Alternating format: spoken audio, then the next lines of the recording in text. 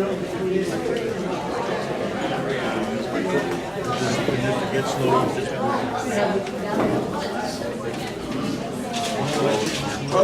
cut the chatter, listen up. It's time for our keynote address of the evening.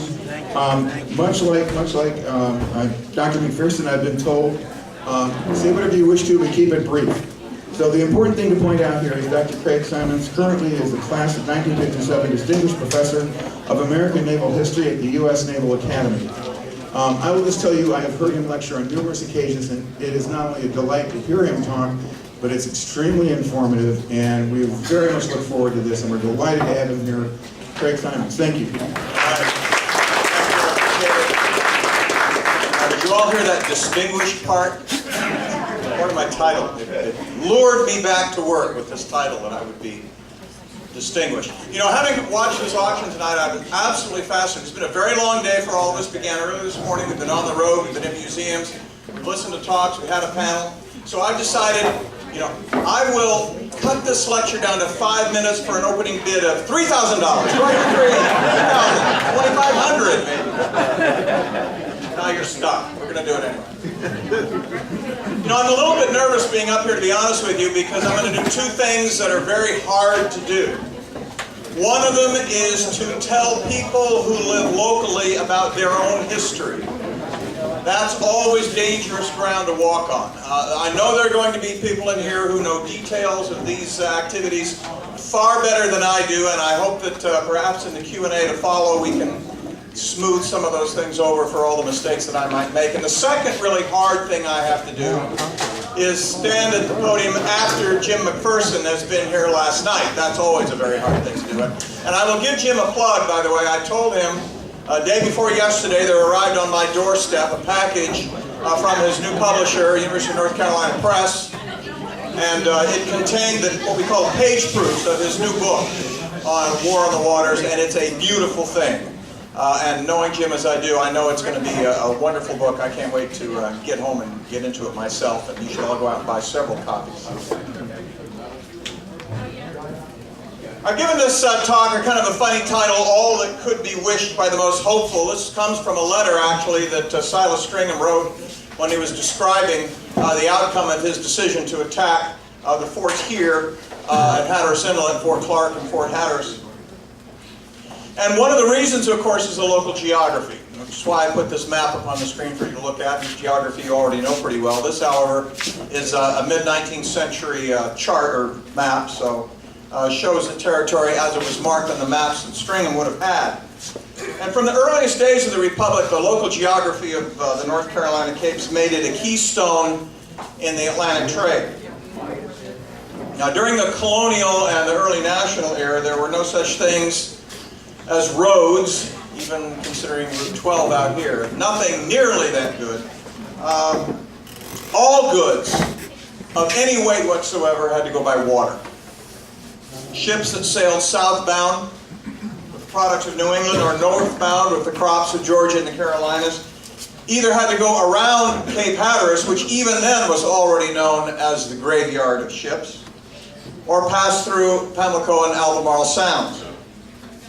An early acknowledgement of this important route was as early as 1803. The hand-dug and wonderfully named Dismal Swamp Canal connected the saltwater sounds of North Carolina with Hampton Roads and the Chesapeake Bay. Essentially the first element of what would eventually become the Intercoastal Waterway. In the 1850s, just before the outbreak of the American Civil War, this route was vastly improved by the completion of the wider and deeper Albemarle and Chesapeake Canal, which we drove over yesterday en route down here.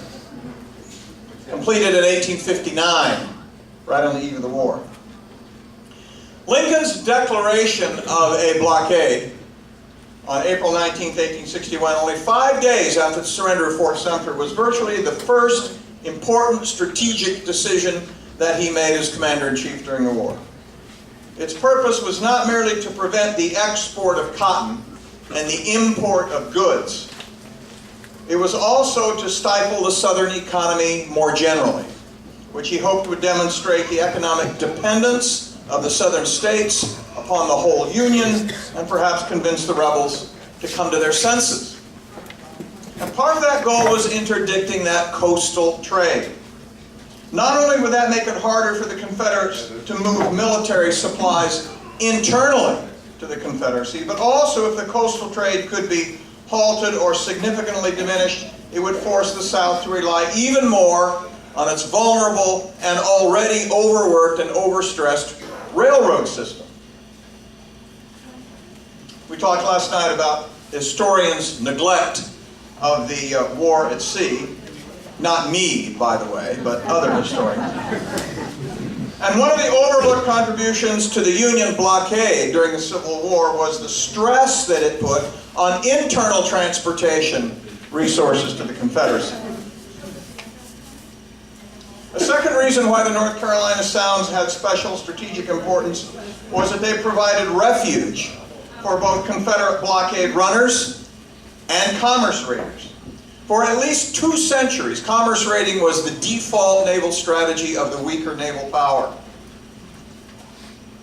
Some of that commerce raiding took place at the hands of what were known as privateers. Now, we've talked a little bit about this so far at this conference. For those of you who are not exactly on the cutting edge of privateering as a business model, let me remind you all, these are not commissioned warships. They do not belong to the Confederate States Navy. The officers in command might wear uniforms of their own designing, but they don't carry a commission from the Confederate government. To become a privateer, a citizen needed only a certificate from the government, referred to as a letter of marque, M-A-R-Q-U-E, that was quite literally a license to steal.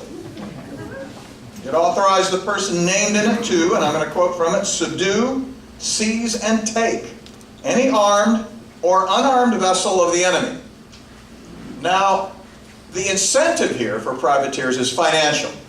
So in choosing between attacking armed and unarmed vessels, let's see, I think I'm going to go for the unarmed vessels. All the expenses concomitant with fitting out and putting to sea, the ship itself, its cordage, its canvas, its supplies, its equipment, whatever salary, if any, you might pay to the crew, the food, the water, all of that expense fell on the owner of the ship, the possessor of the letter of marque. It cost the government nothing. That's one reason why it was you just print these things up, fill in the guy's name, and hand them out. It is true, as we heard yesterday, that they like to have petitioners for a letter of marque to explain, well, what kind of military equipment you're likely to have on board. But there was no hard and fast rule about you had to have a certain amount.